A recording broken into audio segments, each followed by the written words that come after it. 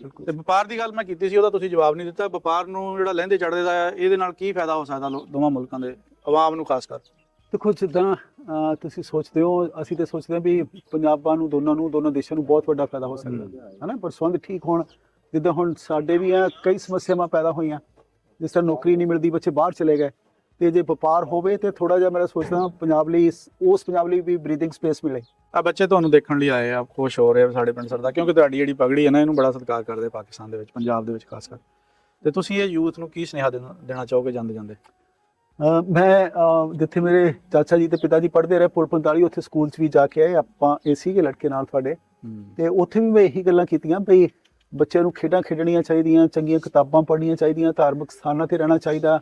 Informal education ਜਿੱਦਾਂ ਆਪਾਂ ਕਹਿੰਦੇ ਹਾਂ ਬਈ, ਇੱਕ ਤਾਂ ਇਹ ਸਿੱਖਿਆ ਜਿਹੜੀ ਸਕੂਲ ਸਿੱਖਦੇ ਆ, ਇੱਕ ਸਿੱਖਿਆ ਜਿਹੜੀ ਇਹ ਵੱਡਿਆਂ ਵਡੇਰਿਆਂ ਨੂੰ ਮਿਲ ਕੇ ਸਿੱਖਦੇ ਆ, ਹਨਾ, ਸਮਾਜ ਵਿਚਰਦੇ ਆ, ਬੱਸ ਚੜ੍ਹਦੇ ਆ। ਜਦੋਂ ਮੈਂ ਛੋਟਾ ਹੁੰਦਾ ਸੀ ਤੇ ਜਿਹੜੀ ਦਾਦੀ ਮਾਂ ਇੱਥੇ ਰਹਿ ਕੇ ਗਈ, ਉਹ ਸਾਨੂੰ ਗੱਲਾਂ ਦੱਸਦੀ ਰਹਿੰਦੀ ਸੀ ਵੀ ਜਦੋਂ ਪਿੰਡ 'ਚ ਕੋਈ ਵੱਡੀ ਉਮਰ ਦਾ ਬੰਦਾ ਲੰਘਦਾ ਤੇ ਸਾਈਕਲ ਤੋਂ ਉਤਰ ਕੇ ਲੰਘਣਾ, ਖੜ ਜਾਣਾ, ਸਿਰ ਝੁਕਾ ਕੇ ਲੰਘਣਾ, ਨਮਸਕਾਰ ਕਰਕੇ ਲੰਘਣਾ, ਪੈਰ ਛੂਹਣੇ ਆ।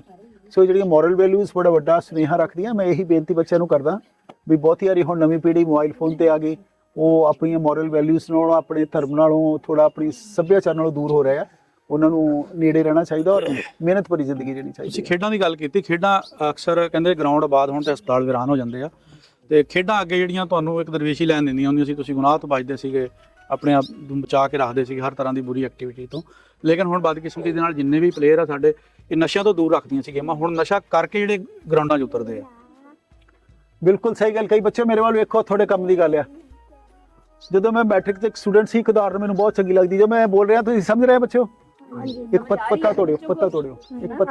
ਇਹ ਪੱਤਾ ਤੋੜ ਕੇ ਦਿਓ ਜੀ। ਅੱਛਾ ਬੱਚਿਓ, ਜਦੋਂ ਅਸੀਂ 10ਵੀਂ ਸੀ ਨਾ, ਤੇ ਅਸੀਂ ਆਪਣੇ ਅਧਿਆਪਕ ਨੂੰ ਕਿਹਾ ਵੀ ਸਾਰਾ ਪੜ੍ਹਨ ਨੂੰ ਦਿਲ ਨਹੀਂ ਕਰਦਾ, ਤੇ ਜਿੱਦਾਂ ਮੈਂ ਇਹ ਕਹਿੰਦੇ ਜੀ ਇੱਥੇ ਮੈਂ ਥੋੜੀ ਵੀਡੀਓ ਤਿਆਰ ਕਰਨੀ, ਮੈਂ ਕਿਹਾ ਨਹੀਂ ਰੁੱਖ ਥੱਲੇ ਚੱਲਦੇ ਹੋ, ਜਗ੍ਹਾ ਬਹੁਤ ਸੋਹਣੀ ਆ, ਪਿੱਛੇ ਚੁੱਲ੍ਹਾ ਚੌਂਕਾ, ਤੇ ਉਹ ਸਾਨੂੰ ਮਾਸੀ ਜੀ ਨੂੰ ਕਿਹਾ ਵੀ ਸਾਰਾ ਪੜ੍ਹਨਾ ਨਹੀਂ ਹੈ, ਤੇ ਉਹ ਸਾਨੂੰ ਕਹਿੰਦੇ ਵੀ ਜੇ ਨਹੀਂ ਪੜ੍ਹਨਾ ਕੋਈ ਗੱਲ ਨਹੀਂ, ਤੁਸੀਂ ਬਾਹਰ ਆਓ ਸਕੂਲ ਤੇ, ਉੱਥੇ ਬੈਠਦੇ ਆਪਾਂ।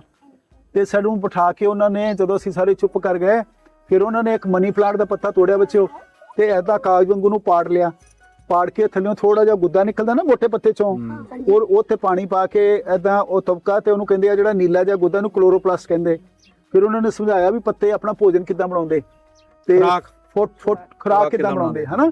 ਫਿਰ ਉਹਨਾਂ ਨੇ ਜਿਹੜੀਆਂ ਗੱਲਾਂ ਸਾਨੂੰ ਦੱਸੀਆਂ, ਉਹ ਕਾਲਜ 'ਚ ਵੀ ਸਾਨੂੰ ਬਹੁਤ ਕੰਮ ਆਈਆਂ। ਸੋ ਇਸ ਕਰਕੇ ਫਿਰ ਉਹਨਾਂ ਨੇ ਸਾਨੂੰ ਦੱਸਿਆ ਵੀ ਅੱਜ ਹਿੰਦੁਸਤਾਨ ਤੇ ਪਾਕਿਸਤਾਨ ਦੀਆਂ ਹਾਕੀ ਟੀਮਾਂ ਦਾ ਮੈਚ, ਉਦੋਂ ਬਲੈਕ ਐਂਡ ਵਾਈਟ ਟੀਵੀ ਹੁੰਦਾ ਸੀਗਾ। ਫਿਰ ਉਹਨਾਂ ਨੇ ਇੱਕ ਲੜਕੇ ਤੋਂ ਗੀਤ ਵੀ ਸੁਣਿਆ, ਹਨਾ, ਲੋਕ ਗੀਤ ਜਿਹੜਾ ਹੁੰਦਾ ਸੀ। ਸੋ ਜਿਹੜੇ ਪੀਰੀਅਡ 'ਚ ਸਾਡਾ ਦਿਲ ਨਹੀਂ ਸੀ ਲੱਗਦਾ, ਉਹਨਾਂ ਨੇ ਸਾਨੂੰ ਬਹੁਤ ਚੀਜ਼ਾਂ ਨਾਲ ਜੋੜਿਆ।